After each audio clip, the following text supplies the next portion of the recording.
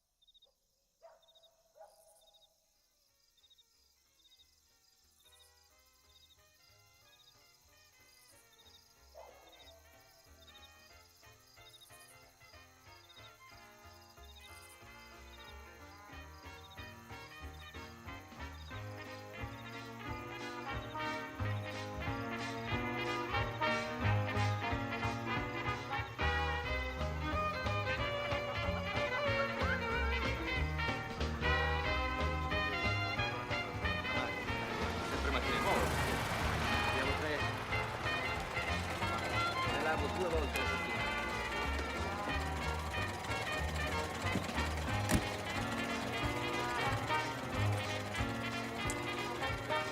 Grazie. Prego.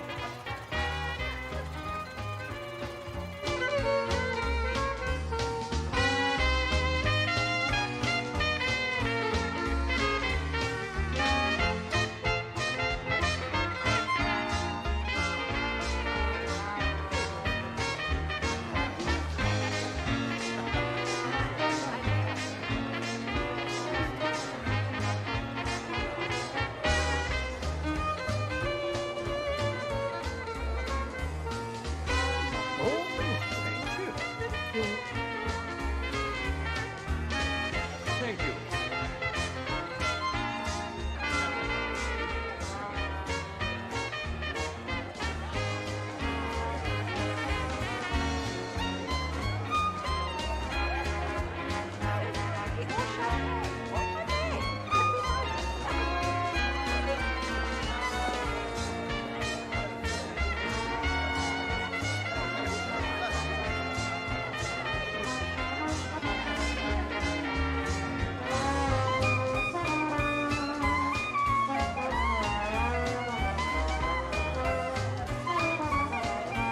Peace in our time.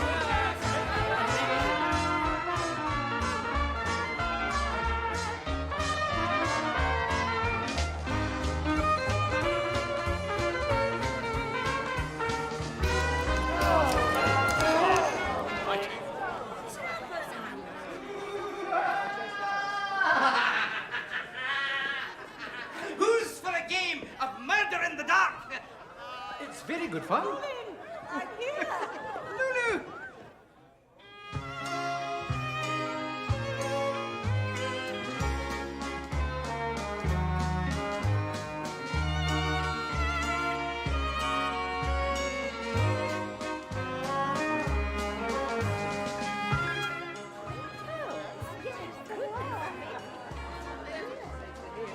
Edgar.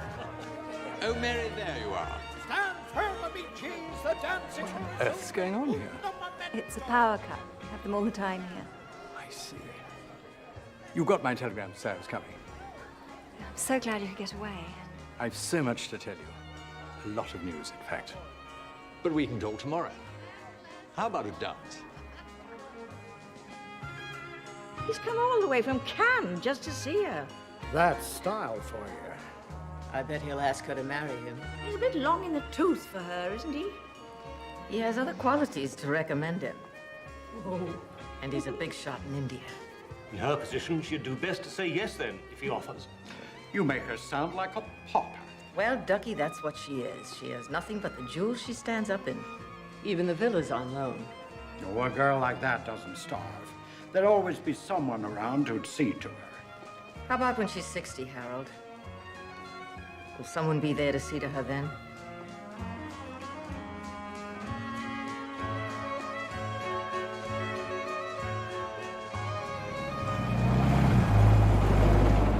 I was very, very annoyed. But otherwise, it was a very enjoyable evening. I'll drive you home.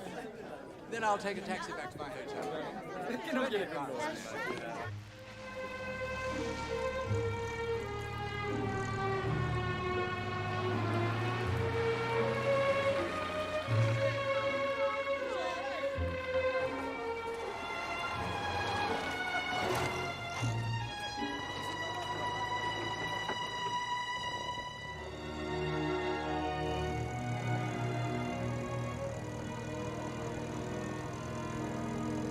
The power must be out all over Florence.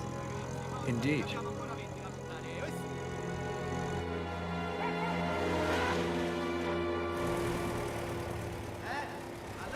What are they doing? Di che c'è da guardare? Voti a te, che c'è? Aia, scemo! Are you all right? I'm quite all right. Nothing like this has ever happened before. I really don't understand it. No harm done.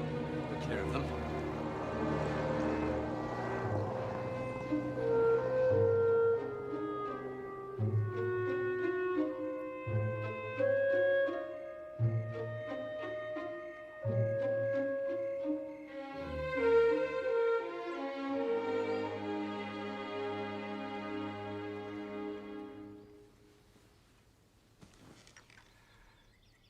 Mary, will you marry me? Are you surprised? Yes. Well, no, actually. I thought you might ask me, but now you have. You needn't answer right away. Might I have just a couple of days to think it over? Of course. If I came back here on Tuesday after my meetings are finished in Rome, would that be enough time? Yes, absolutely. Shall we move out onto the terrace? Very good. The morning is my favorite time here. Yes, it is lovely. You know, I really must go, but before I do, I want to give you this. What's that for? It's for you. Keep it beside your bed. Take it with you if you have to go out alone. Edgar, I wouldn't have a clue what to do with it, even if I did need it. I'm leaving it here. I don't want to frighten you, Mary, but I must speak up. Regardless of what happens between you and I want you to consider leaving Italy quite soon. The hostility that we met with on the road last night merely confirms what I've already heard. What have you heard? Well, if Foreign Office reports are to be believed, there are hungry workmen roaming the countryside without jobs or money, and penniless refugees are pouring across the border to escape the Nazis. And a woman alone is an easy target. Things will settle now after Munich. Oh, you're sweet to worry. And I'll take your gun if you really want me to. But you can't believe all that you hear. You know, the people here feel so safe, we don't even lock our doors at night. Truth is, I'm so fond of you, I'd probably worry about you no matter where you are. Well, in that case, I'll stay here in the garden until you get back. That'll stop you from worrying. I do not want you to deny yourself the pleasures of Florence. Just be careful.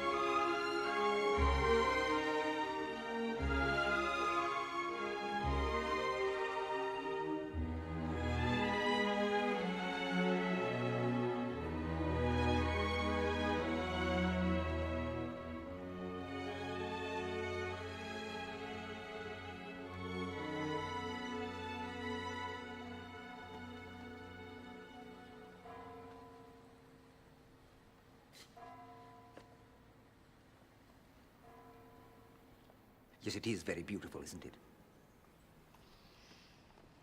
You needn't bother referring to the guidebook. That one in particular. No, it's quite useless. I can tell you everything you need to know. I don't really want to know anything, thank you. I came here to look. I find it calming here. Oh, ditto, Ducky. And at least here the smell of garlic and unwashed feet is hidden by the incense, which cannot be said of the museums. You are here as a tourist, I take it? And you clearly are not. That would be correct, yes. I live here. And where are you staying, if I may ask? At a villa belonging to some friends, called the Rothmans. Perhaps you know them. Oh, yes. Oh, Chettinale. Oh, lovely. I haven't been there in years. But then I don't get invited to the parties. Since you know Florence so well, perhaps you might direct me to some places of interest. Oh, well, I think I may have an hour or so to spare. Lead on, Macduff. Now, the first thing you need to know about Florence is that it's always been a viper's nest of intrigue and betrayal. Hello there. Don't get up. Where were you this morning? I came by, but you were gone. Oh, well, never mind. The important thing is what happened last night with Sir Edgar. I'm half dead with curiosity. We had a very nice time, thank you. And? And nothing. Oh, there was one thing. We had the most unpleasant experience coming back in the car. Some thugs almost attacked us. It was really quite frightening. I can't understand it. Everyone knows Florence is the safest city in Europe these days. All the same, if you know of anyone going to your party tonight who could come back with me in the car and then get a taxi on, I'd feel much safer. Well, yes, as a matter of fact, I do. He's a delightful American, like me. He's an old friend and a pillar of respectability. Sir Edgar would approve. He just got in from Paris this morning, but he partly grew up here, so he knows everyone. And he's rich and he's married. And he'll see you home if I ask him. That'd be lovely. We can't have you up here pining away. Actually, I had a lovely morning. I went into town and I met a man called Lucky Ledbetter. Oh, so Lucky got you, did he? He loves nothing better than to pick up unsuspecting tourists and show them his Florence. Of course, he'd much prefer to find a fresh-faced young Englishman, but they don't come anymore. I could invite him tonight if you'd like. Oh, it's so hard putting a party together these days with everyone leaving. Soon there'll only be sodomites and middle-aged lesbians left. But then I suppose that hardly matters to you since you're leaving us so soon. What do you mean? Oh, come on, Mary. What? Don't try to tell me that Sir Edgar Swift came all the way from Cannes to dance the foxtrot. He proposed to you, didn't he? Yes. I knew it. But I haven't given him an answer yet. So please, Princess, don't tell anyone. My lips are sealed. Why didn't you accept his proposal then and there?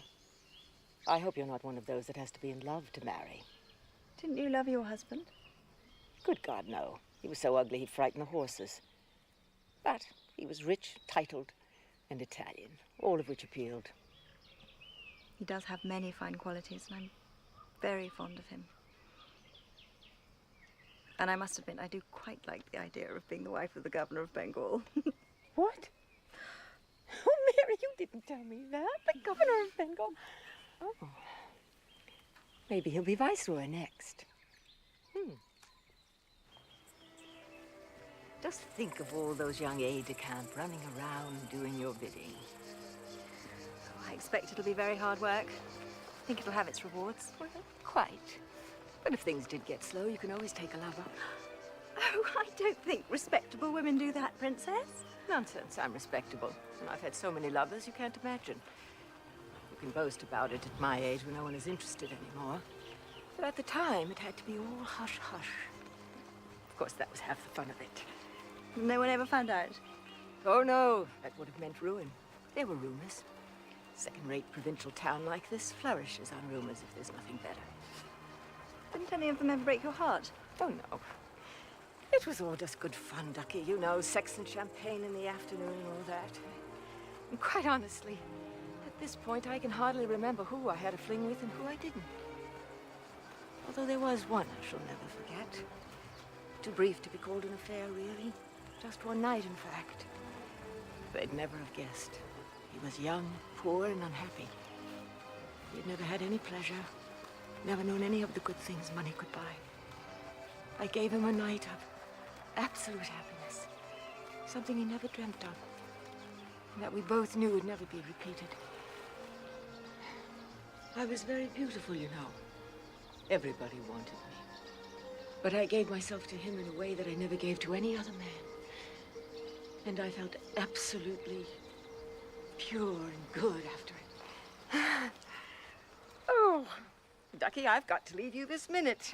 Wonderful Dr. Cohn is coming to do something about my heart. And if I'm not back, he won't wait. So if anything ever goes wrong with you, Cohen's the one. He's a Jew, but so what? The fascists would like to kick him out. Leopardi wanted to deport him, but I put a stop to it. How'd you manage that? Because, Ducky, the princess knows something about everyone. See you tonight.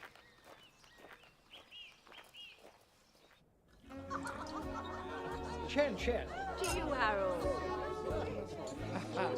Oh, yes, an literature copy. Harold. See you again. Nice to see you. Very well. I hope you can. I really do hope you can. So I said, Bagazi. How about 13 of them, I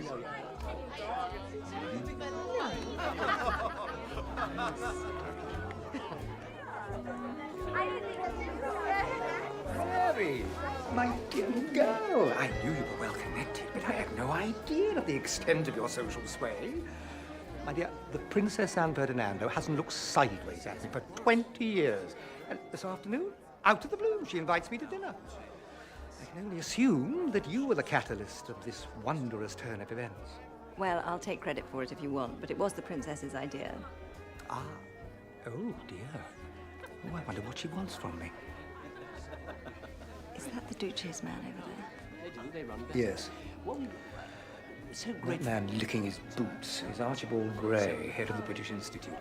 Oh dear, the poor thing simpers in the most embarrassing way. You see, he's absolutely terrified that Leopardi is going to kick him out of the country. Mary! Oh, Mary, come on over. Arrivederci. Signore.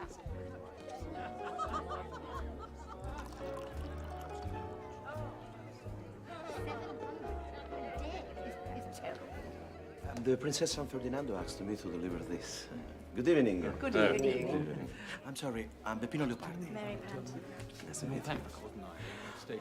I must tell you, Mrs. Pandey, that your presence here fills me with relief. Why is that? Because you bring down the average age of the guests by at least 20 years. Needless to say, you would stand out from any crowd, regardless of age.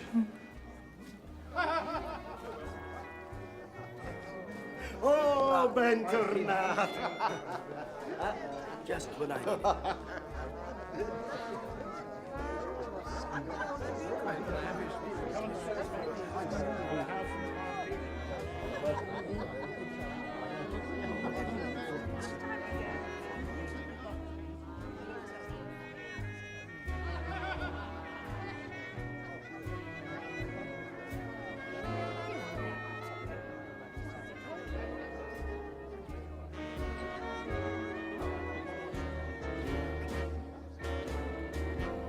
Ladies and gentlemen, dinner is served. Everybody, let's sit.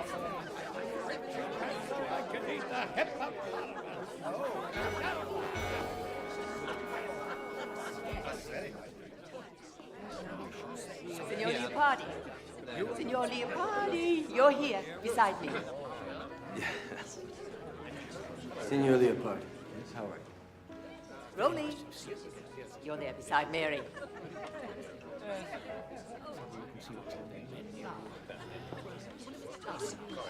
Everyone comfy, cozy? Good.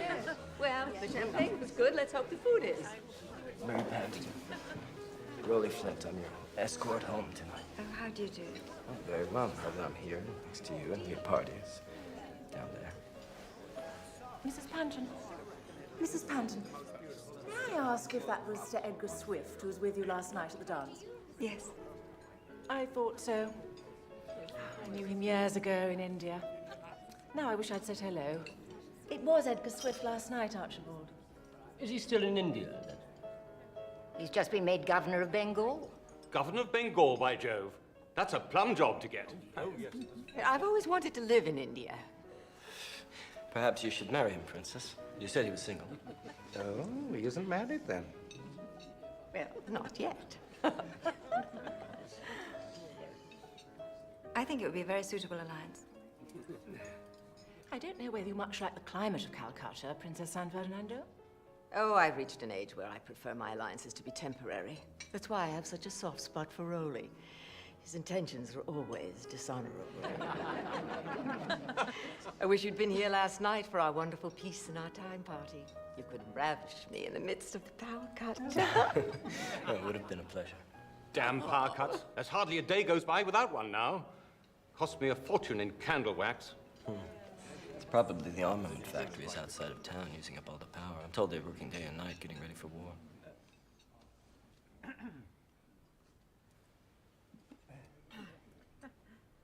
Oh, smile, Leopardi. I'm only kidding. We all know there's not going to be a war, now that we have the Munich Pact. At least now we have some factories, which is more than we did under those wretched liberals. Here, here. I think it's about time we had the singer. Now, you'll be astonished. He really has a magnificent voice, all macaroni and emotion. Chiedi a quel uomo di cantare la canzone che ha cantato the other night when I was here. The singer.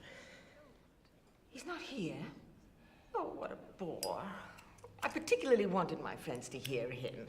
Don't you have anything else? Yes, Princess. I have a wunderbar violin. Oh. All right. I've had too many martinis to sing to you myself. But the princess told me much about you.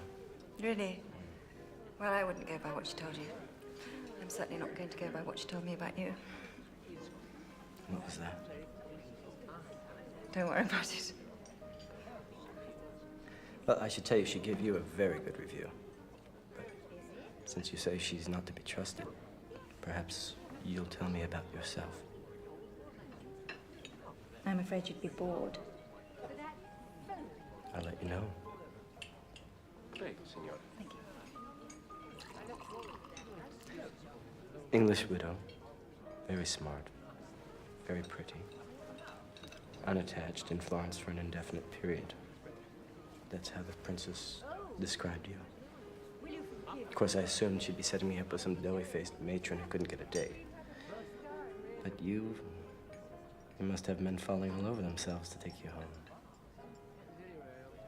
Usually I drive myself. I think you're the most beautiful woman I've ever seen. How many women have you said that to? Quite a few. That doesn't make it any less true when I say it to you.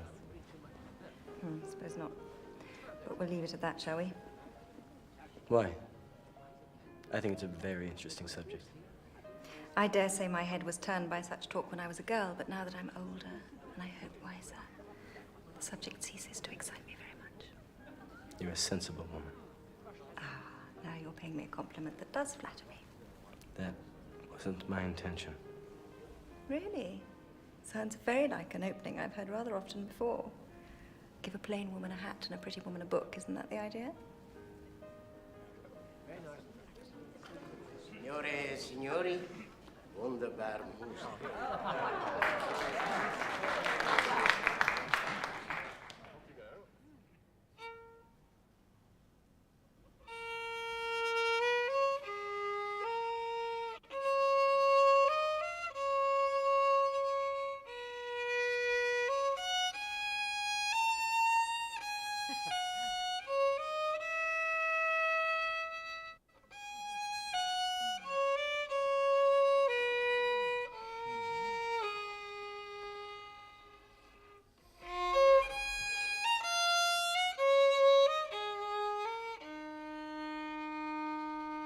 Thank you, Peppino. È terribile, caro Peppino. È not good. Mi dispiace, principessa. The singer tomorrow. I'm afraid we can't wait till tomorrow, Peppino. Oh, well. Have them bring the next course and more wine. We'll drown our sorrows. So sorry. It was like Jack Benny, wasn't it?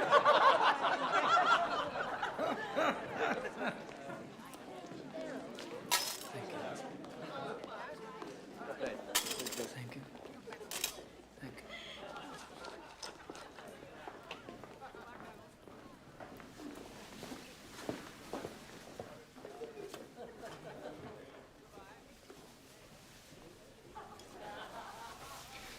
That was generous. He looked so wretched and played so badly.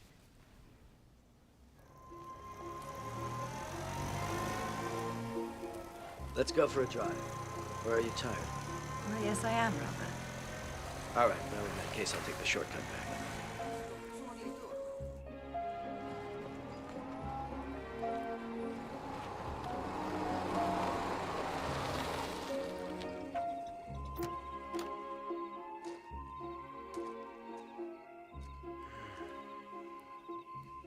It must have been the other road. Mm-hmm. I'd like to take a look at this place since we're here. Do you mind? Suppose not.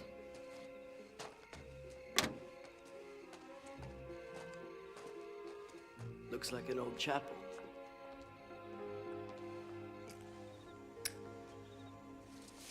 They must bring the lemon trees in here when it starts to get colder. Peaceful, isn't it? Yes, it is. How long are you staying in Florence? I don't know. I don't like to make set plans. How does that sit with your wife? She doesn't mind.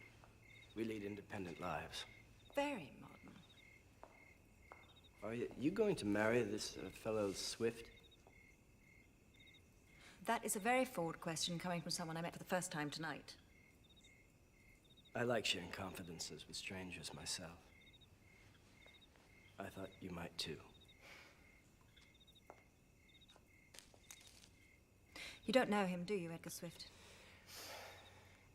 No. But I've heard a bit about him. From the princess, no doubt. I am going to marry him, yes. Do you love him?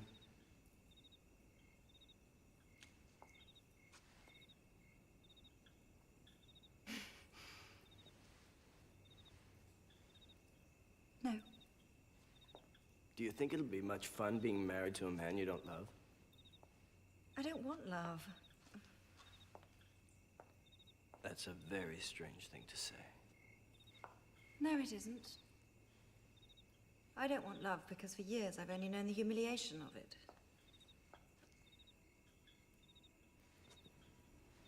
I loved my husband desperately. And he ended up killing himself with drink and gambling and left me with nothing. Apart from debts. How long were you married? 12 years. Everyone told me I shouldn't marry him. But I didn't care. I had plenty of money then. But I'd have married him if he hadn't had a cent. He was such fun. Lots of friends, and we were terribly in love. But in the end, he was bankrupt and had no friends except for the riffraff that sponged off him and bled him to death, and the women he went with when he went out and got blind drunk. No, I preferred it that way. First, I was terribly jealous and very upset, and in the end, I realized that if he didn't have them, he'd come home and want me with his breath stinking of whiskey and his face all distorted and all hunched up. And I knew it wasn't love that made him passionate, just drink. Me or another woman made no difference. And his kisses made me feel sick. And his desire horrified me.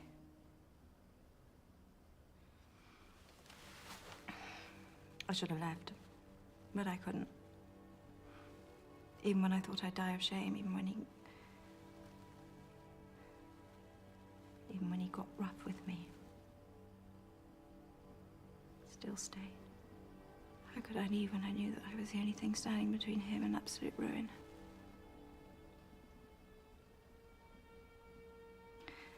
He was alone in the car when he crashed it, my God. He was doing 60 miles an hour on a slippery road and went straight into a tree.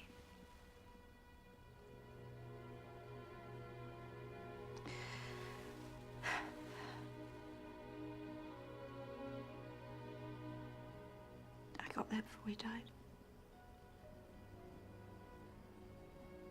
And his last words were, "I've always loved you, Mary." And that broke my heart. Because you see, despite it all, I still loved him.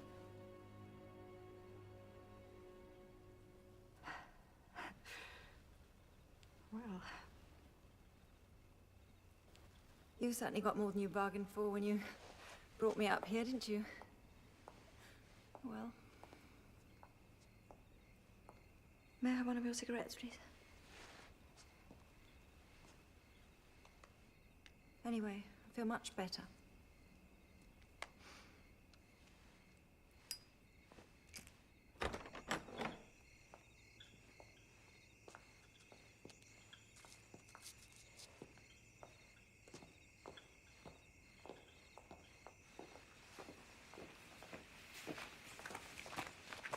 I'll try it. No, I'm fine. I'd like to.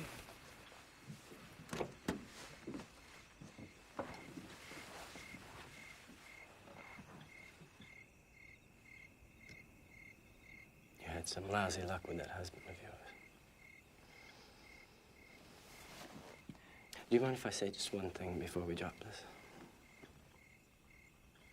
I don't think you should marry Swift. I think you would feel just as trapped as you were before, and that you should wait for someone who can make you truly happy. Edgar will make me happy. He's everything I could possibly want. I've known him my whole life.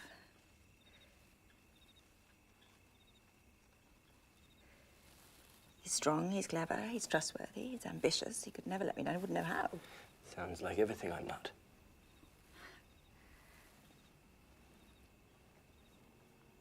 I bet I'd be easier to live with.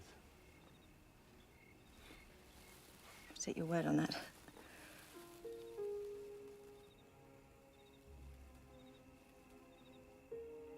Sleep, we should go. Would you still want him if your circumstances were different? Say, if you were fabulously rich. Well, I'm not, am I?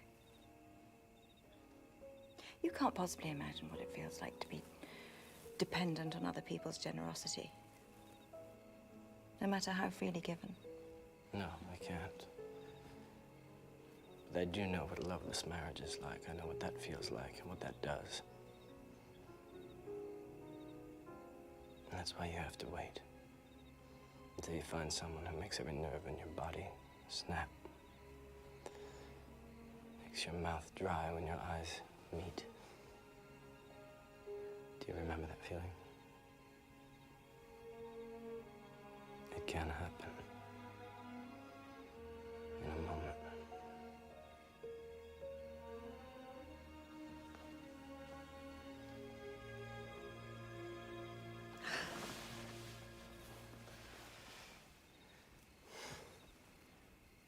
You're a collector of such moments, aren't you, Rowley Flint?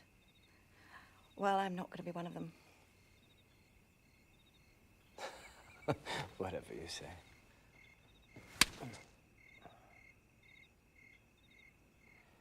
Well, that was an overreaction. Go ahead! Marry your aging empire builder and be damned!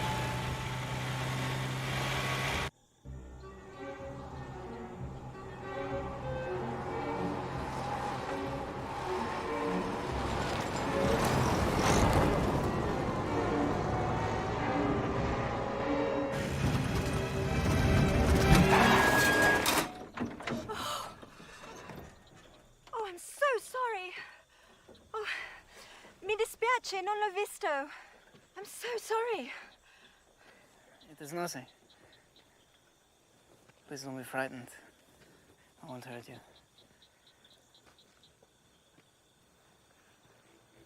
You're the violinist from the restaurant. Yes. And you're the lady who was so generous to me. What are you doing here? I live in one of the cottages just below your villa. How do you know where I live? I've seen you pass by in your car. Pass by very fast in your car. But I know that you have a lovely garden and a beautiful triptych of the Church Minté. Have you seen it? No. How would I? The peasants have told me about it. Would you like to see the garden and the painting? It was the least I can do. I almost killed you a moment ago. This would give me great pleasure, but unfortunately I'm leaving Florence tomorrow, so...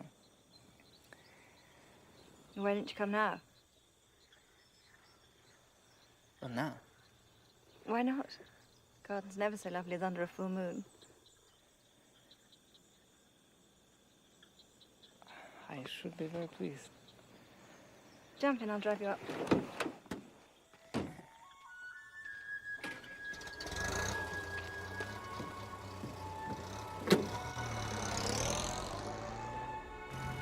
That is where I live.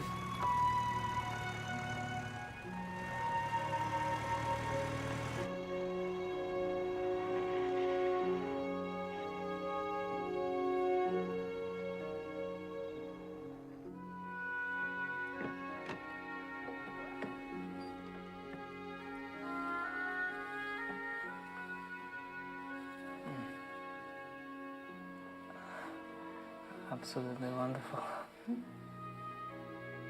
Come on, get you a glass of wine. Then we're going to have a look at the garden. No wine, thank you. Would go to my head. You haven't eaten, have you? It is not important. Come into the kitchen. Let's see what we can find you. You know, I've just realised I don't even know your name. Karl Richter, Stundewart. I thought you were Italian. That sounds German. No. I am not German. I'm Austrian. I was when it existed. You're a refugee? Yes. When did you come here? 6 months ago, after the Anschluss. Some of the students, we protested against the German takeover. Tried to organize resistance. It was stupid, of course. We hadn't a hope. The only result was that 2 of us were shot and the rest put in a concentration camp. But I escaped across the mountains into Italy. My family, they're still there. Parents and younger sister. I don't know if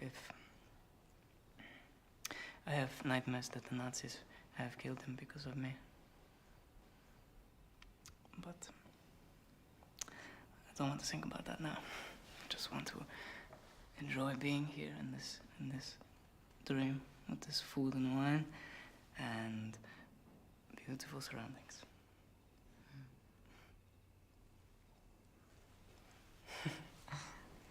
Come on, let's go and have a look at the garden.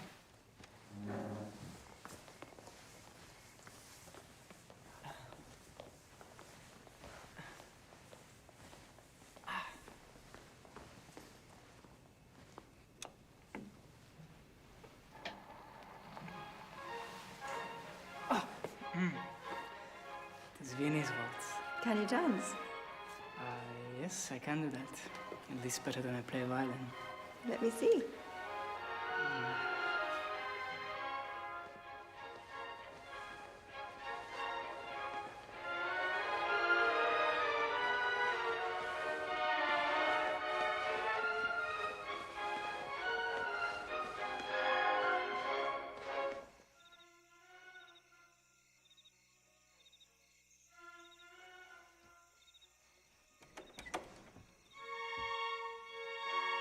This way.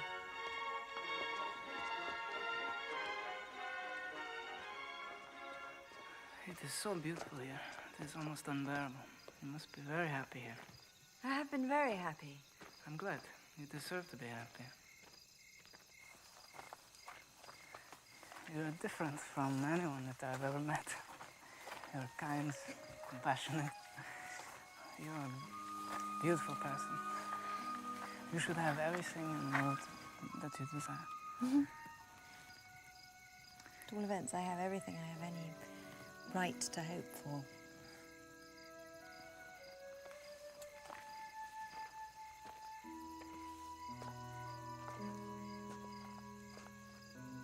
I could die this night. I should think of it all my life. No matter what happens, I will always have this evening to remember. The glimpse of your beauty and the recollection of this lovely spot. I shall remember you as a goddess in heaven.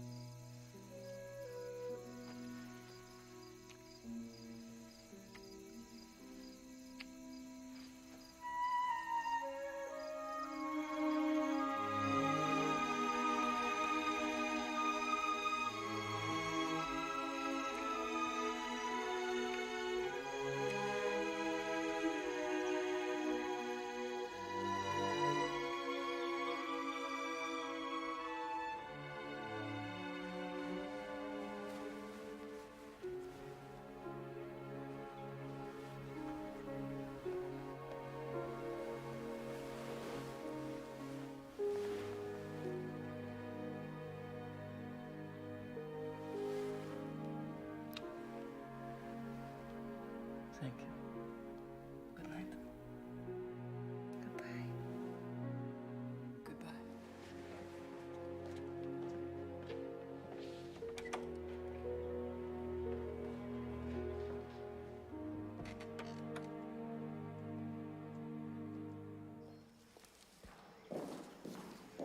Where are these from? I can't find a card. I don't know, Signora. They were at the door when I arrived back this morning, so I put them in a vase. They're just wildflowers, not from a shop. Never mind. Did you have a visitor last night, Signora? No. There were dishes in the dining room. Oh. Oh, yes, that was me. I'm sorry, Nina. I should have cleared up after myself. That's not a problem, Signora.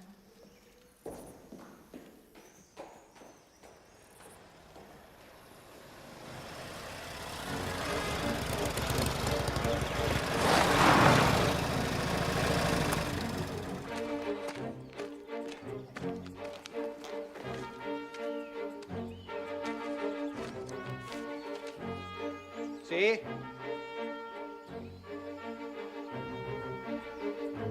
Sì, signora?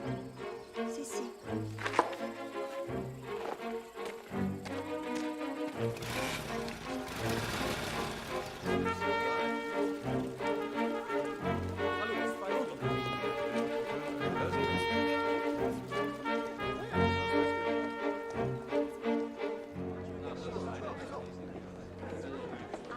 Hello. What's all this about? We haven't a clue. Good God. It's Ducky and Pussy Daughtry. I thought they died years ago. They did.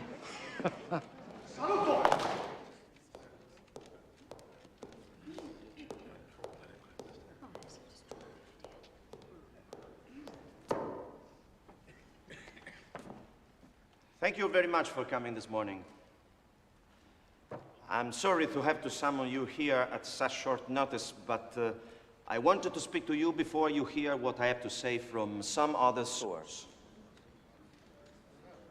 As of this coming Monday, all foreigners living in Florence will be required to bring in their papers and register their names and addresses at the central police station on a weekly basis.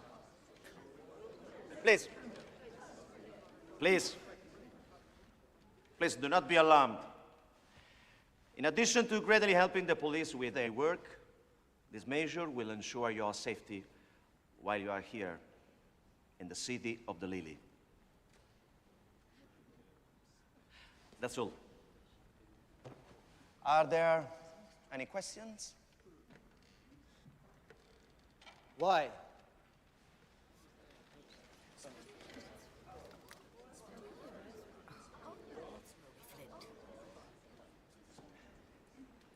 Why is it safer for us if the authorities know where we are at all times? I did not want to alarm you by going into detail about our decision. But since you ask, I will tell you, Mr. Flint. As you know, we have experienced an influx of foreign refugees in Italy over the past several months. Many of these people have no papers and nothing to recommend them. They have fled their own countries and arrive here expecting to be fed, clothed, given jobs. Where these undesirables don't get on a silver plate, they will often obtain by violence and robbery. This cannot be tolerated. This cannot be tolerated. This is the way for us to send a message to the tramps and vagabonds that they are not welcome in Florence. Does that answer your question, Mr. Flint? Good. Thank you, ladies and gentlemen. I think there is tea and sandwiches in the foyer.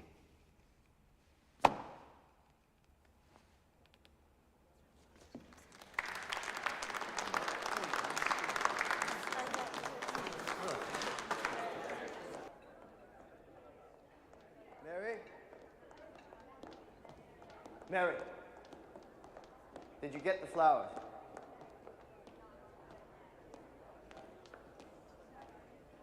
You sent them? Yes. Well, actually, I picked them. I found myself walking in the early hours this morning. I'm sorry. You were up at the villa? I just wanted to make sure that you'd gotten home safely. I saw the car in the drive, so I knew all was well. I thought of throwing pebbles at your window, but then I thought better of it, and I just left the flowers. Must have taken you hours to get back into town. Time to think. No one's ever done that to me before.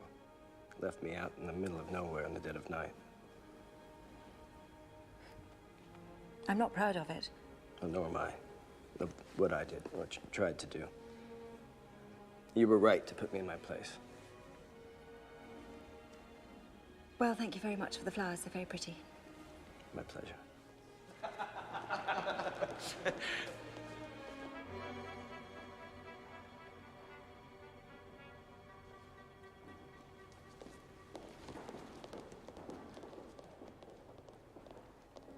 Listen, I'm having a dinner with some friends tonight. A small place in town. I'd love you to come. No, I can't. I'm sorry. Come on.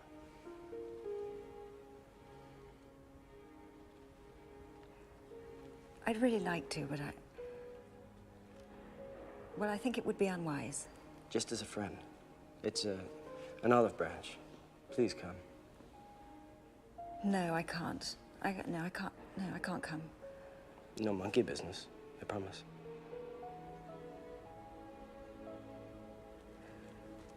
Please, just leave me alone. If you say you want me to. I do. I'm at the Bristol Hotel, if you change your mind. I won't.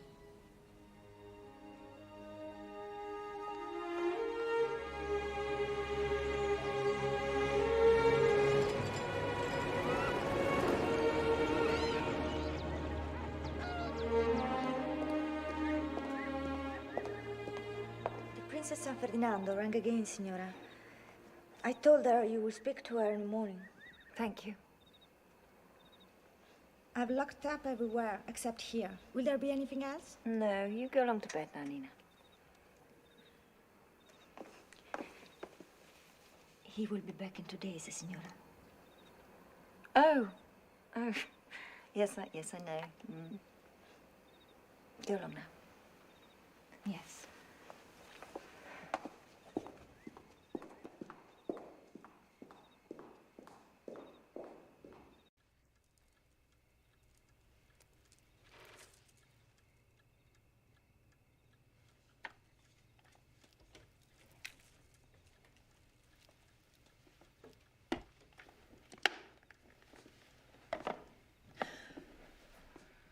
Carl, Yes, what are you doing here? it's all right, and she's in bed, and I adore you. No, really, Carl, you can't stay here. You must go. No, it's quite safe. My darling, I waited all day to see you. It made me so happy. Well, I'm glad. I thought you had to leave Florence today. I stayed. How could I leave knowing you were here? You've given me something to live for. No, please don't. We can't do this.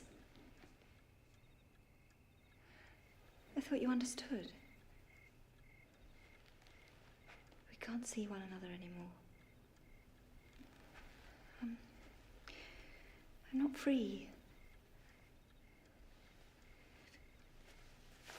I shall be leaving here soon. I'm getting married.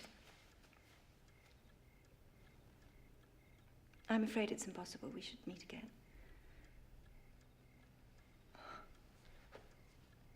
But I have to see you, or else I'll die. There's an unwritten understanding between us. Please, it's impossible. But I love you. Don't you love me?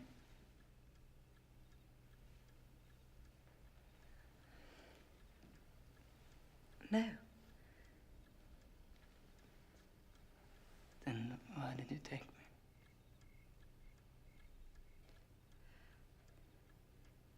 Because I wanted to give you something to make you happy. My heart was full of tenderness and pity. I never asked you for your pity. Why didn't you leave me alone? You threw me in this heaven, and now you want to throw me back into hell?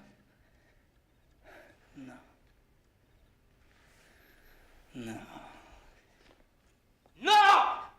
I've been very stupid and I've hurt you. I'm terribly sorry. If there's anything I can do to make up for it, anything at all, I'll gladly do it. What are you doing? You're offering me money?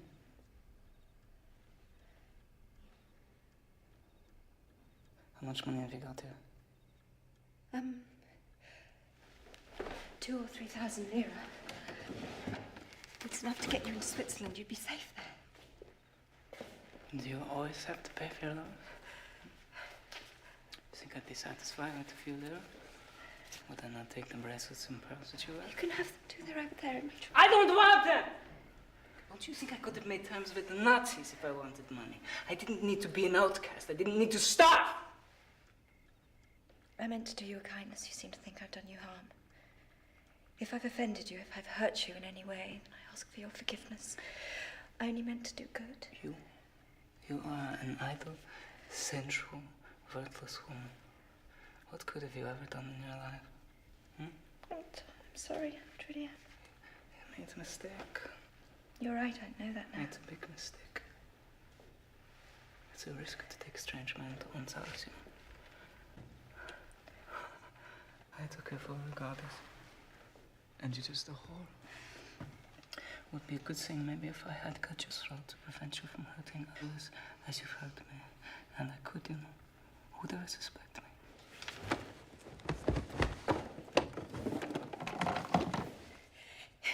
If you don't go at once, I'll fire.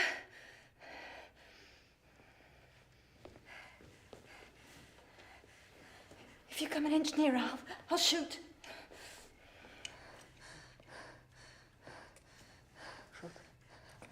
You think life means anything to me? You would be robbing me of an intolerable breath.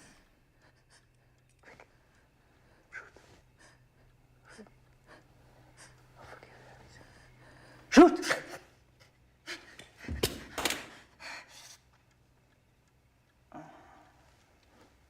Haven't you the courage? Poor child. Stupid you are. Very stupid. Very stupid.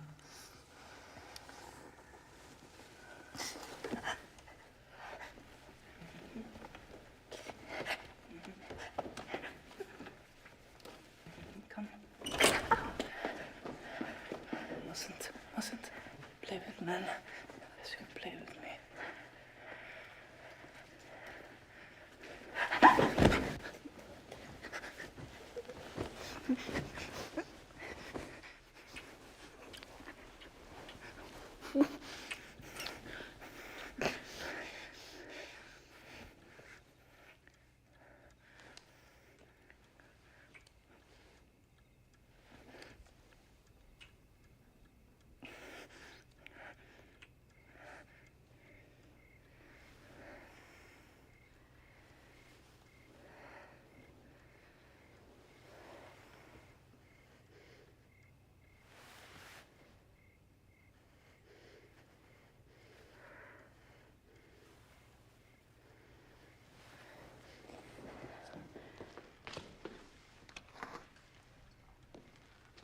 You asked me not to forget.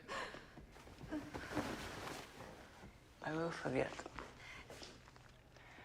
But you won't. Please don't.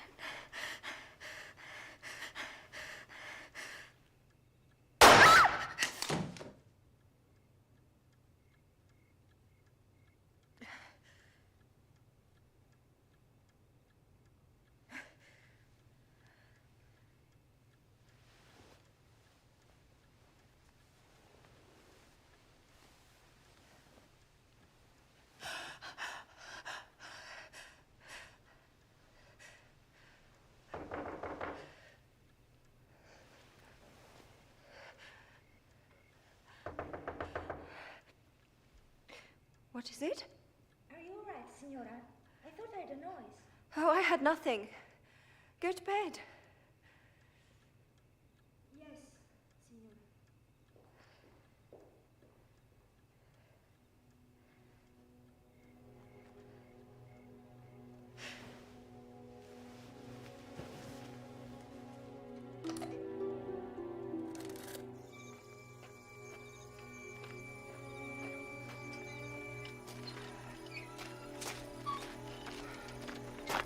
How did you get here so quickly?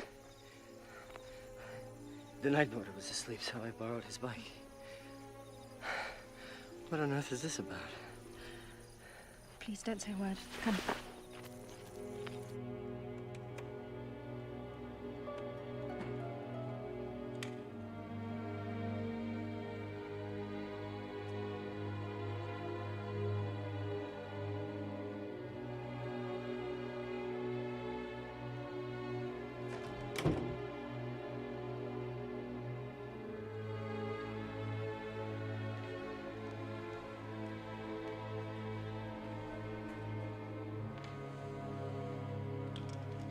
Who is he?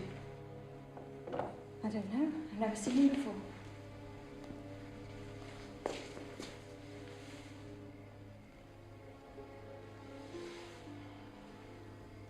What happened? He killed himself? Do you think I killed him? I don't know.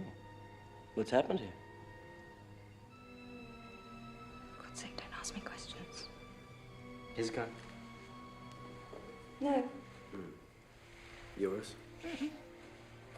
Belongs to Edgar. Lent it to me. I see. And how did this fella get it?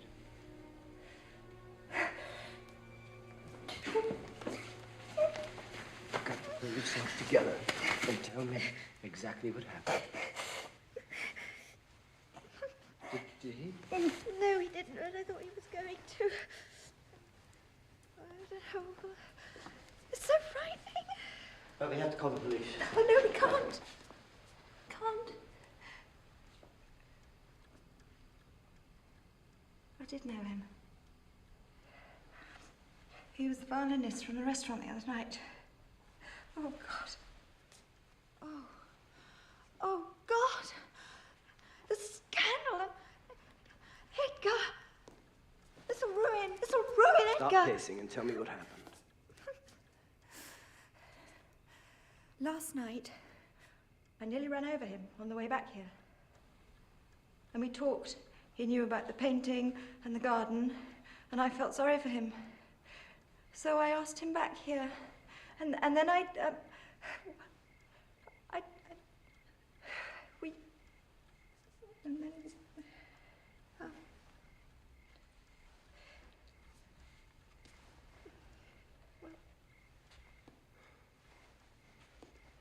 I see.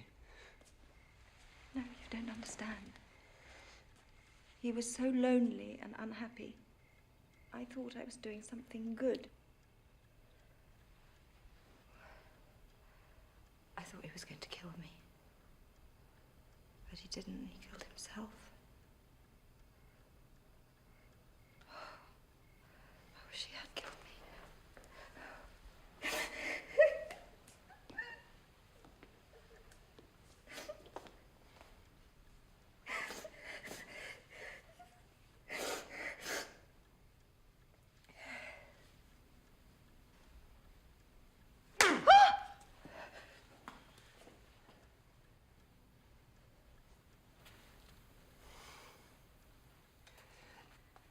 Keep your head. Get you out of this. Otherwise, it's all over. You were asleep. When you woke, there was a man, obviously a burglar. He had a gun.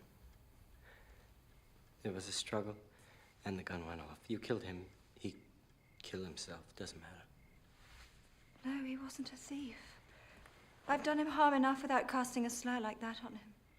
Doesn't matter what you say. It isn't as if you killed him.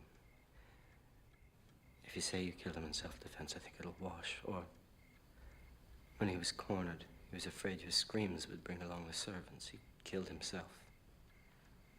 No. Lena heard the shot. She came to my door and asked if anything was the matter, and I said no. She'll tell the police that if they question her. Why did he have to do it here?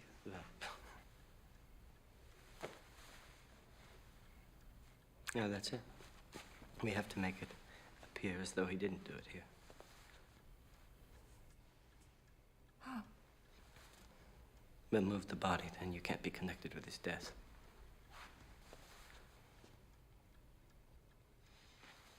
Put some clothes on, and then help me.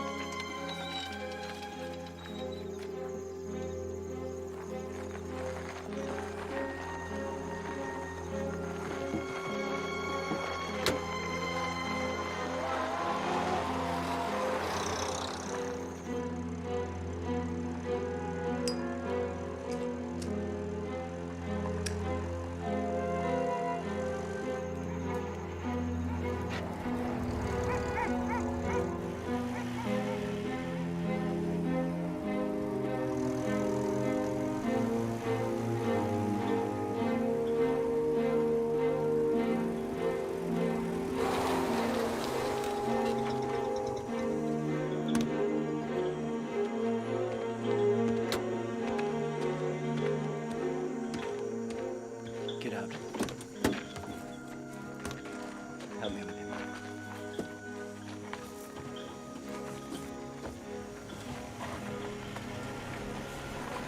Oh no. If you stay calm, we won't have any trouble. Get in.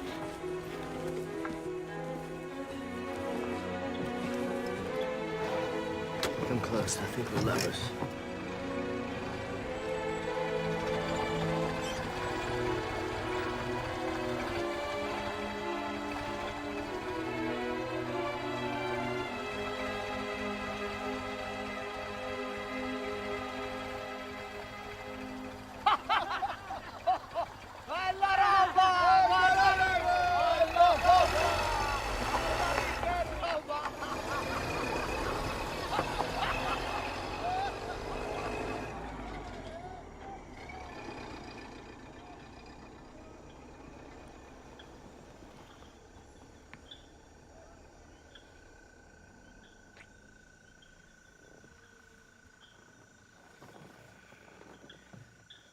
Shall we go?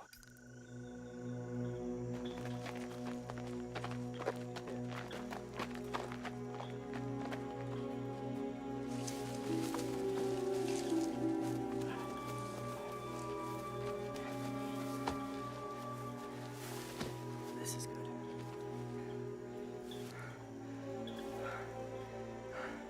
We have to go. Let's go.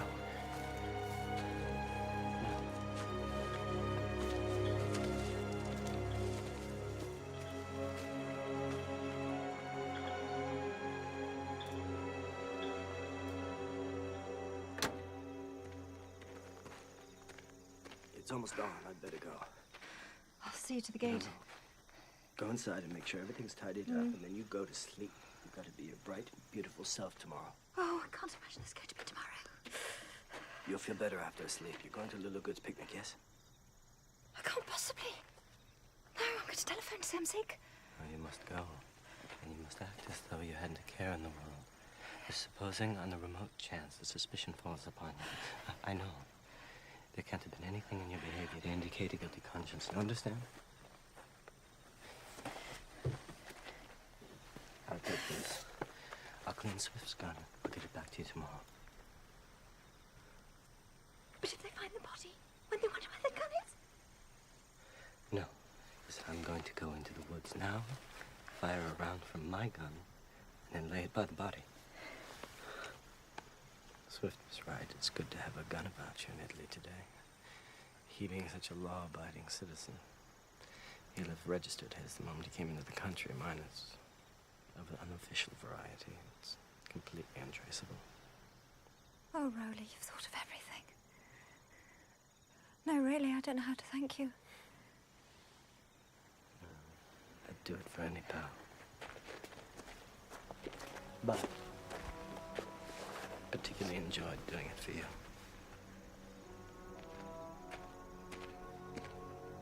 Go to bed. You won't be there tomorrow, won't you? Unless something better turns up. I'm joking. I'll be there. Please be careful. Don't worry about me. The devil's a sportsman. He takes care of his own.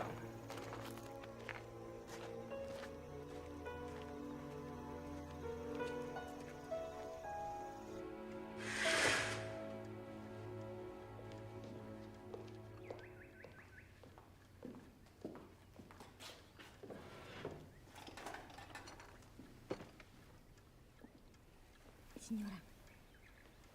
Signora. What is it? It's very late, Signora. Almost 12 o'clock.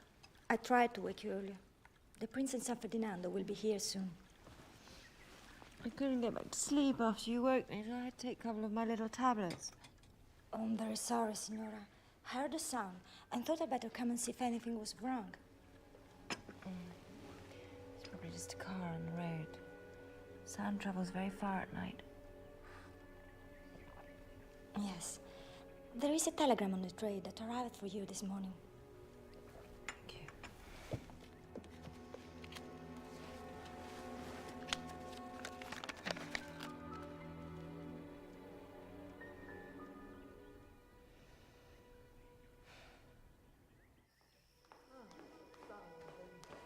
colpito dito al cuore.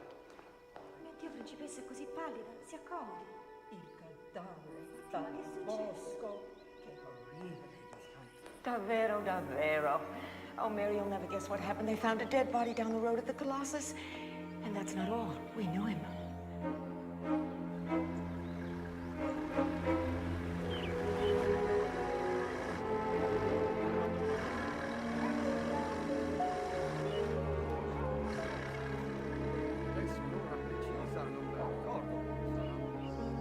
I arrived just as they were dragging the corpse out of the woods, and the sheet kept slipping off. Oh, it was such a ghastly sight, you know, all bloody and mangled. Terrible. Yeah, terrible. Shot clean through the heart. Do they know who he was? Oh, yes. His landlord found him this morning when he went to lay traps. He lived in that cottage up by the Rothmans where Mary is staying. He was a fiddler at Peppino's in town. We were there just the other night. He played for us. He was quite impossible, wasn't he, Mary? He didn't play very well. Well, that's putting it mildly. If I played that badly, I'd shoot myself. Really, Princess? That is in very bad taste. Well, yes, I suppose it is. Actually, I feel rather bad about the whole thing. I made such a fuss the other night that Peppino said he'd fire the boy. And then today I found out that he was a refugee. Oh, it's a shame. He had rather an interesting face, didn't he, Mary? I didn't pay very much attention to him. Oh, somebody did. Because according to Peppino, they left him 100 lira tip. I thought you were the only one nice enough to do that. Well? It was me.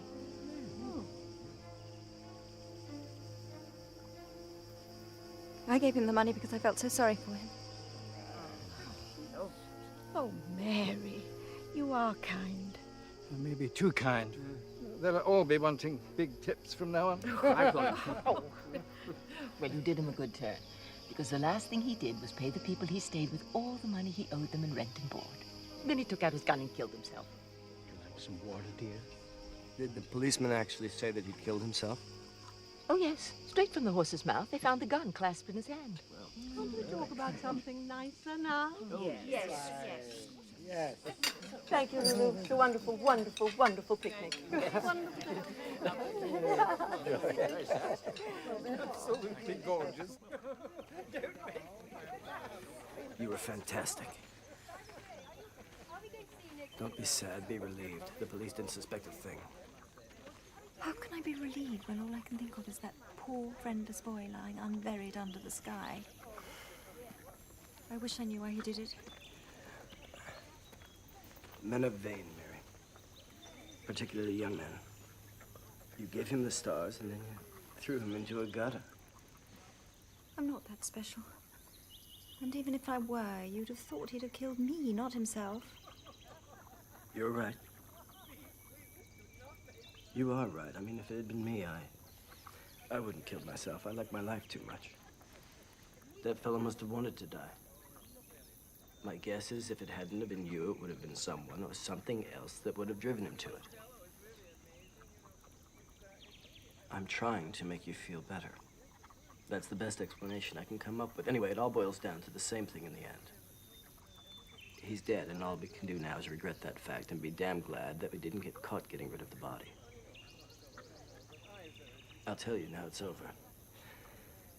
If we'd been picked up, I don't know if we could have proved that one of us didn't kill him. Why would you have done it? Oh, dozens of reasons would occur to the fertile imagination of an Italian cop. I don't have a very good reputation where women are concerned. And you are an almost perfect specimen of the genus peach. How could we have proved that there wasn't something between us? I might have caught him in your room and killed him out of jealousy. Or he might have caught us in a compromising circumstance, and I'd have killed him just to protect your reputation. People do these stupid things, you know? What you did trying to help me was just as crazy. Ah, well. What's life without a little risk? That's what it's all about, isn't it?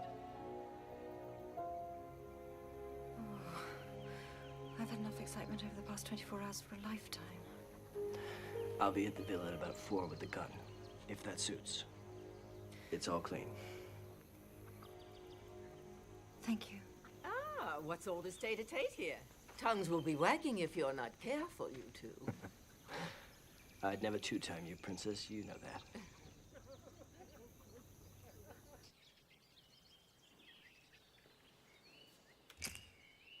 Oh, hello there. Oh, I fell asleep. What time is it? Good evening, Mrs. Spanton. I'm sorry to disturb you. Signor Leopardi. Hello. Excuse me for coming unannounced, but I need to talk to you. Oh, yes. I see you are expecting someone. I will not keep you longer. Come to the drawing room, would you? Oh, yes. Please, sit. Oh, thank you. Mr. Flint says you gave him this. Did you?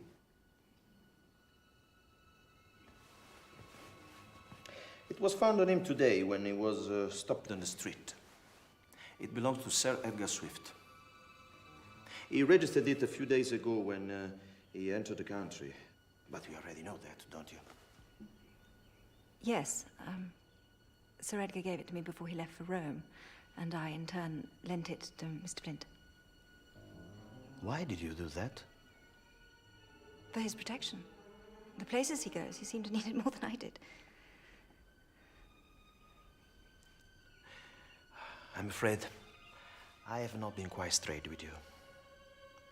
Flint did not say you gave him the gun. In fact, quite the opposite. He claims he bought the gun from some street thug in Florence.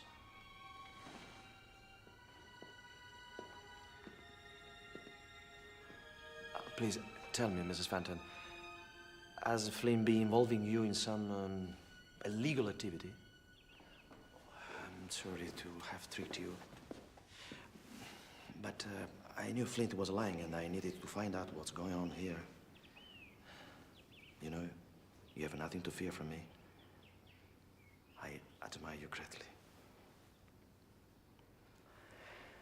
Please, tell me the truth, or I shall begin to think that you and Flint have something more to hide. There's nothing to tell. I expect Mr. Flint is aware that it's not quite legal to lend firearms to friends and was merely trying to protect me. I'm sure that if you present him with what I've told you, he'll come clean. I'm quite sure that Flint has never protected anyone in his life except himself. I have known him for many years. And I can tell you, he is a man with no backbone, no moral sense, no integrity whatsoever. He's the antithesis of the upright moral man we have in the New Italy. However, his glib routine seems to have some success with shop girls and waitresses. You may not approve of him. That doesn't make him a criminal, now, does it? No. But with this, it will be easy for me to argue that he is. Where is Mr. Flint now? In jail. I think we'll keep him there, at least till Sir Edgar Swift gets back. When does he arrive? Tomorrow. Good. Have him report to my office when he gets here. I'd like to speak with him about all this. I won't have anything to tell you. Sir Edgar Swift knows absolutely nothing about all of this. That's where you're wrong. By lending you his personal firearm, Swift has broken the bond of trust placed in him by our government and his own. What is done is illegal, and the senior British officials are not above the law, at least not in Italy. What is it that you're not telling me? Nothing. Don't take me for a fool, Mrs. Spanton, because I'm not one. Well, if you change your mind about telling me, you know, you can come and see me anytime. Don't worry, I'll see myself out.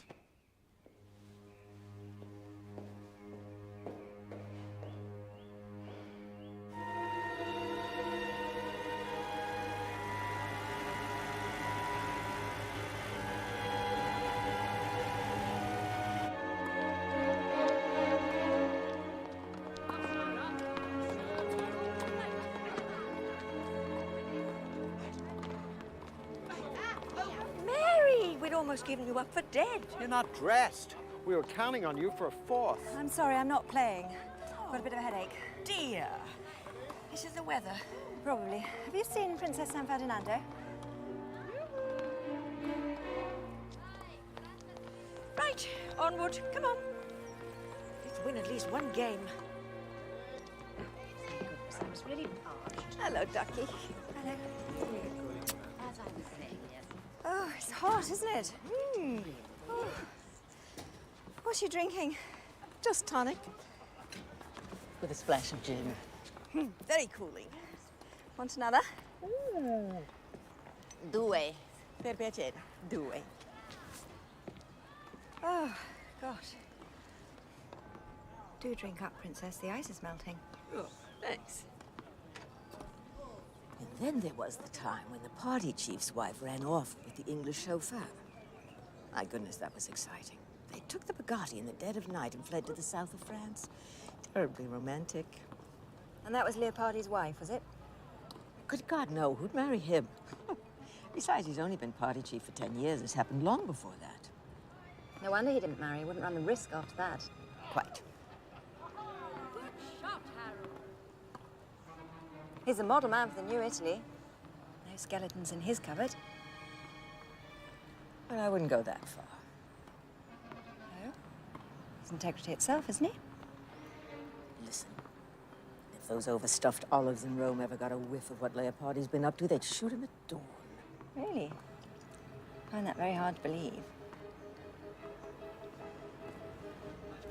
It's just a rumor. But listen to this.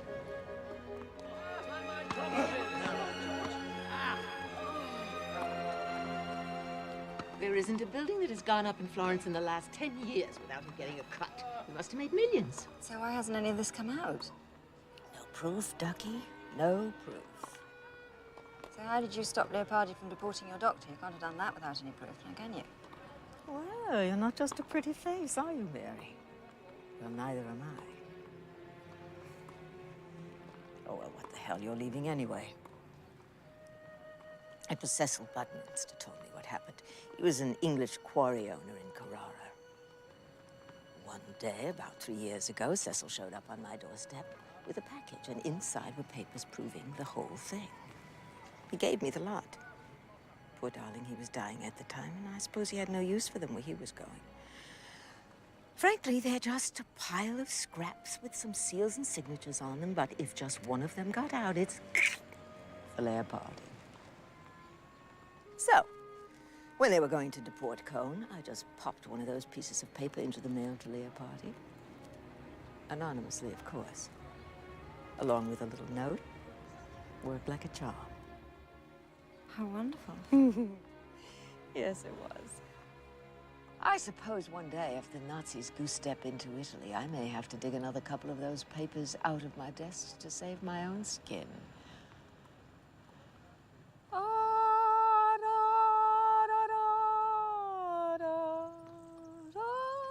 God, I'm so tired of Italian opera.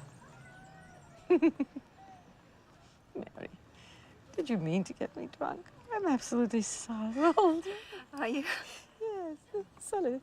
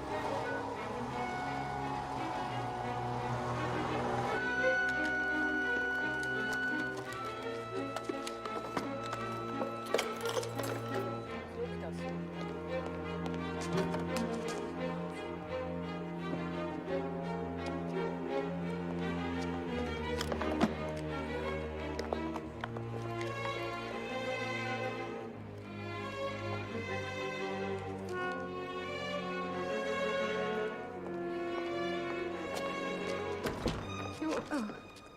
Mary, what are you doing here? I saw some of those lilies you liked so much, so I bought a bunch. They're on your bedroom desk. Oh, you shouldn't have. I've got a whole terrace full of flowers. It's just a whim.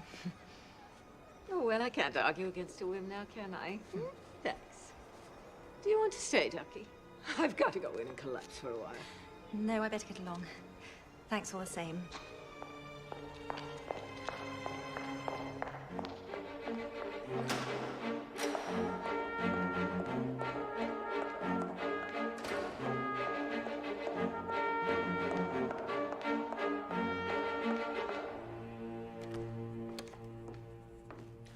Mrs. Barrington, I'm so glad that you had a change of heart. I've come here to ask you to release Mr. Flint. Why should I do that? Because he's done nothing wrong except try to protect me. You told me that before. Please, just sit down. Don't touch me. Very well. I want you to release Mr. Flint now. You know, after our talk yesterday, I began looking through the records of the crimes committed with the firearms over the past 3 days. There were only 2. A jealous husband who shot his wife in the leg and an armed robbery. The only other incident of note was a suicide. It caught my attention because it happened near your villa. I don't know what you're getting at, and I don't want to know. I see. No, I don't think you do see.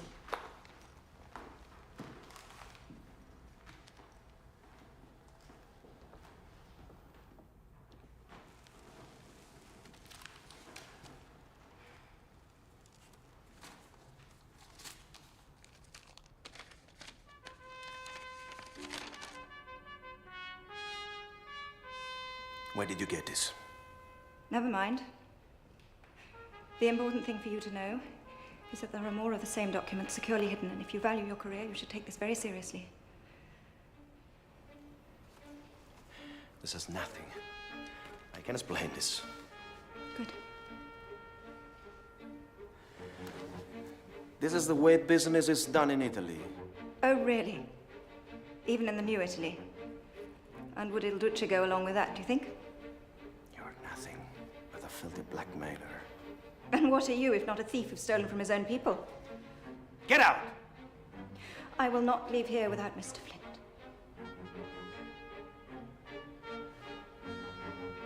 All right, take your boyfriend and get out! I'd like the gun, too, if I may.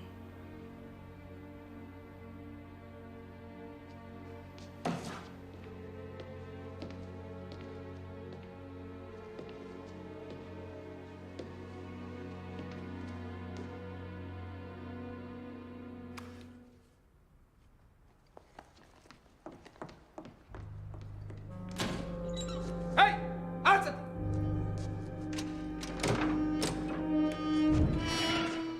Avanti, entri.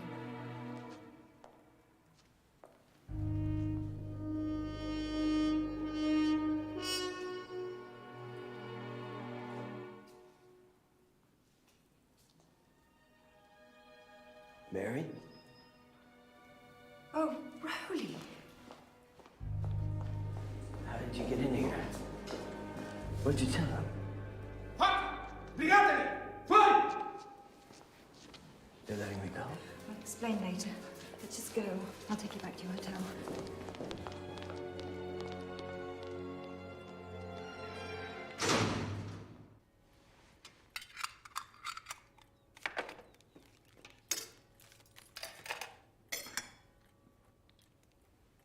How do you feel? Hungry.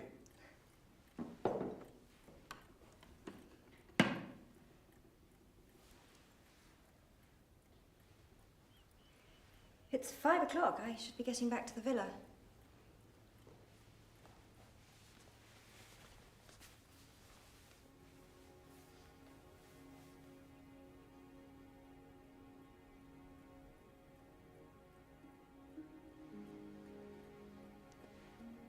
Edgar's coming back tonight.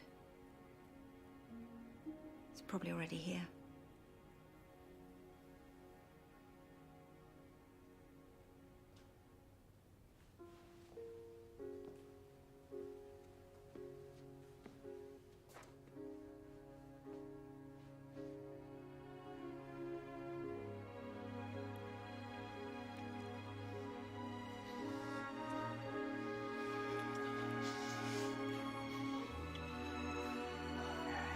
Be with me, please stay with me.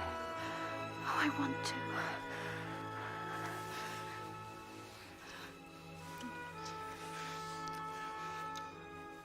I want to so much.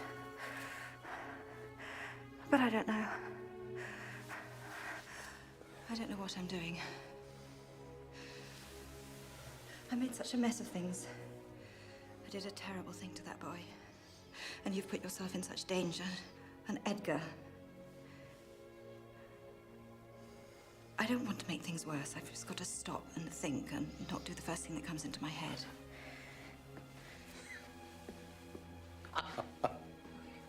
The problem is that you do stop and think. Can't you just go from one day to the next? And be led by what you feel? We could get on a train tomorrow and just see where it takes us. Oh, Broly, I can't be with a man like you. I need someone I can depend on forever. And you're married. What kind of a life would we lead, you and I? We'd have fun. I love you. Isn't that enough?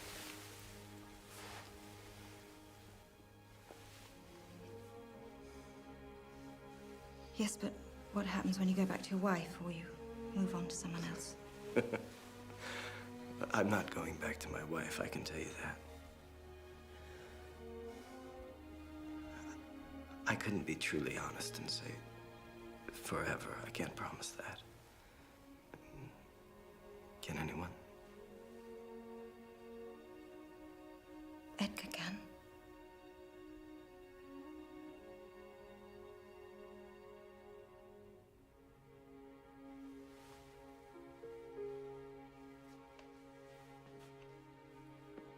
Then you should marry him.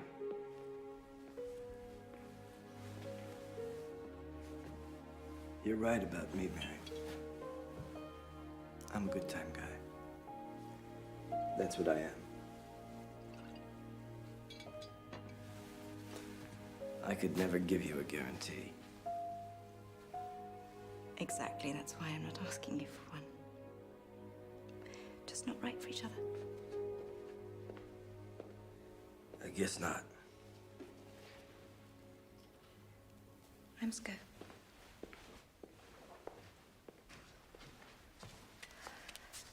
I think it's better this way, don't you? Yes, I do. Goodbye, Mary. Goodbye.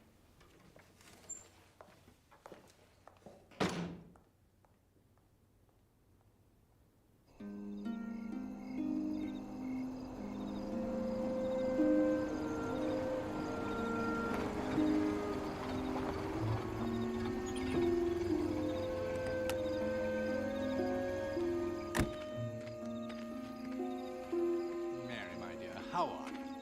Very well. You look lovely. How is Rome? Very, very good, thank you. What have you been doing? And Lord Seafair? Lord Seafair said it was important to put a man there who was conciliatory, but at the same time firm. And he was good enough to say that he knew of no one who combined those two qualities to so high a degree as I do. I'm sure he's quite right. Anyhow, it was very flattering. As you know, I've had a long fight. And it's satisfactory to find oneself pretty near the top of the tree at last. But you know, Mary, the pleasure with which I'm looking forward to all this activity and the honor that's attached to it wouldn't mean half so much to me if I weren't hoping you'd share it with me. You promised to give me your answer today. Edgar, I have something to tell you that I'm afraid will bitterly disappoint you. What? I want you to listen without saying anything, will you?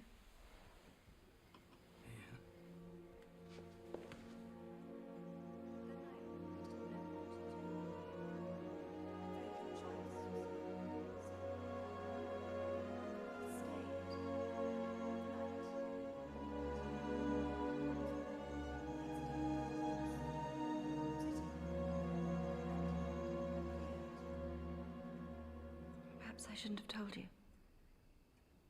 But I couldn't marry you with this hanging over me. It would always be on my conscience. I wouldn't have a moment's peace. I'm so sorry.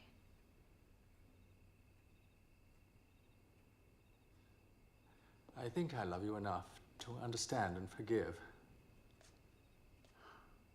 You're a romantic, silly little thing. I can quite believe what you did seemed the only thing to do in the circumstances. Do you still want to marry me? You surely didn't think I was going to leave you in the lurch. You couldn't do that, Mary, dear. No, I want you to marry me. Career isn't everything. What do you mean? Well, you see, this does alter things a bit. I couldn't take on the job in India. It wouldn't be fair. If the facts leaked out, the effect might very well be disastrous.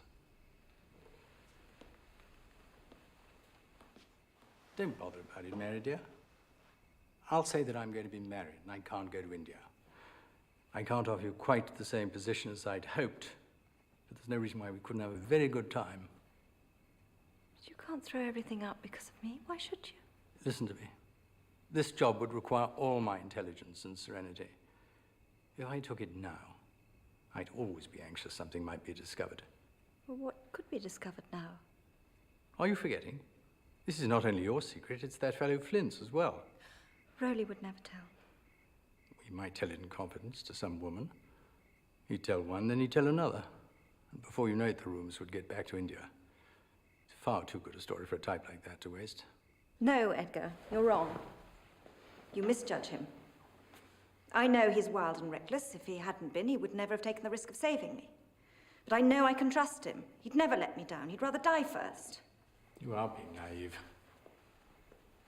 Let's not argue. I've got to play fair. It's essential that nothing can be said about my character or my wife's. Our situation in India largely depends now on the prestige of its administrators. If I had to resign in disgrace, it might be the occasion of the most serious consequences. No, I must do what I'm convinced is right. Edgar, we cannot just think of ourselves. They need you in India. I cannot bear the thought of you deserting your post when your presence is so important. It seems so weak. There's nothing else to do. But there is. You don't have to marry me. You are a wonderful man. But I don't love you. I know that I'm a good many years older than you, but I thought that the advantages that I had to offer would in some measure compensate for that. I'm dreadfully sorry if what I have to offer isn't perhaps so much worth your accepting now. No, that's not it. That's not it at all. You fell in love with the little girl to whom you gave chocolates and who fascinated you with her childish innocence. I'm not that child. I'm not perfect, far from it. You know that now. And that's why nothing will ever be the same between us. And that's why I can't marry you. If you say so, Mary dear. It seems we need not discuss the matter further. There's no point, is there? I'll go to London tonight. Perhaps I'd better say goodbye now. Goodbye, Edgar. And forgive me.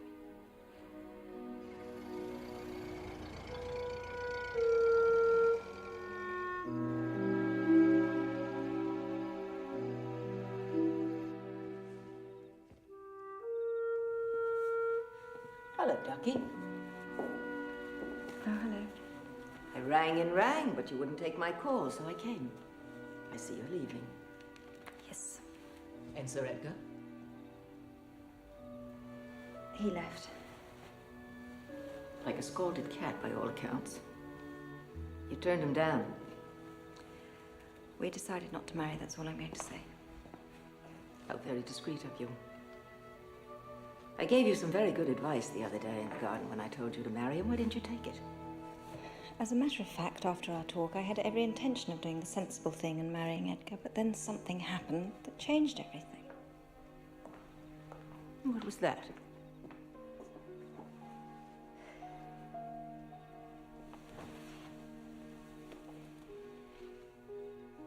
Rowley Flint. You threw Sir Edgar Swift over for Rowley Flint. What a wise idea. You've denied yourself a life where you would have had everything you could possibly want for a married man who will leave you the minute something better comes along. I'm not as practical as you are. No, but I didn't take you for downright stupid.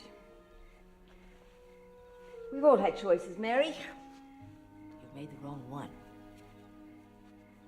You're right, I did make the wrong choice, but saying no to Edgar wasn't it. And what does that mean? That night at your party when I met Rowley, I knew he was for me.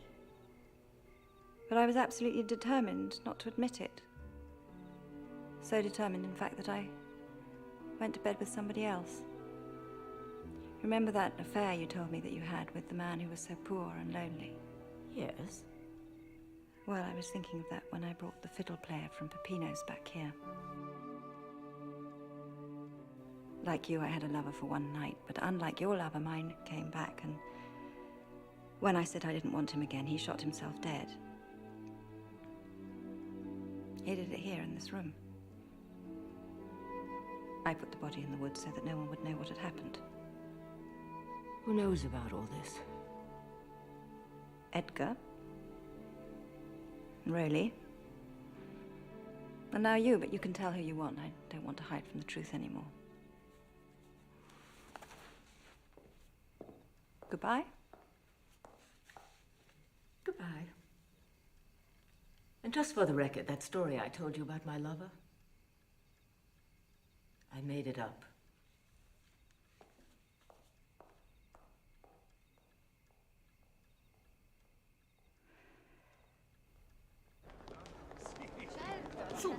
Will you come and visit me in my bed-sitting room in Balham or wherever? Only there's a war, darling.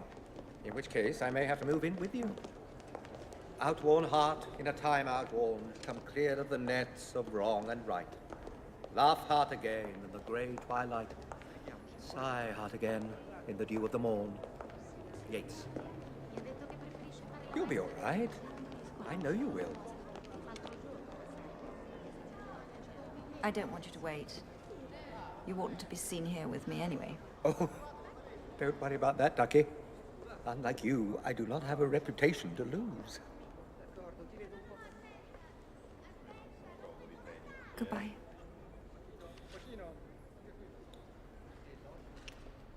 Arrivederci.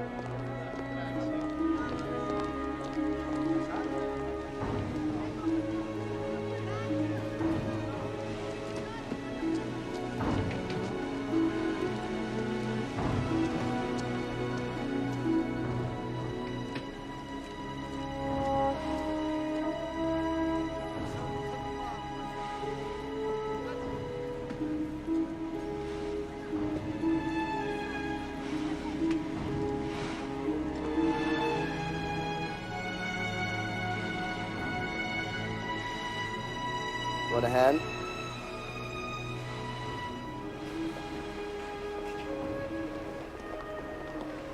I'm going to Paris. You? I'm going to London. I changed in Paris.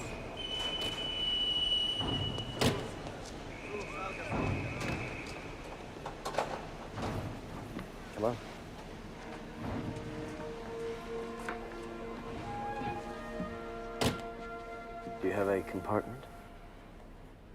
No, I'm here.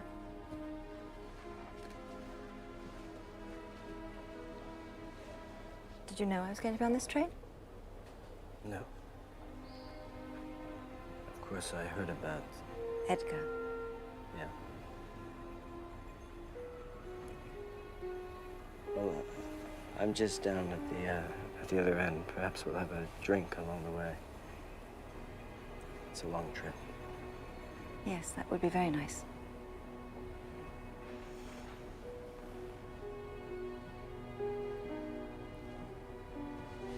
How about now?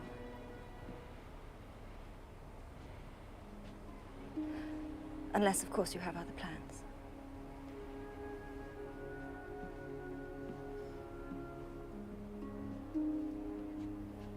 I don't make set plans, you know that.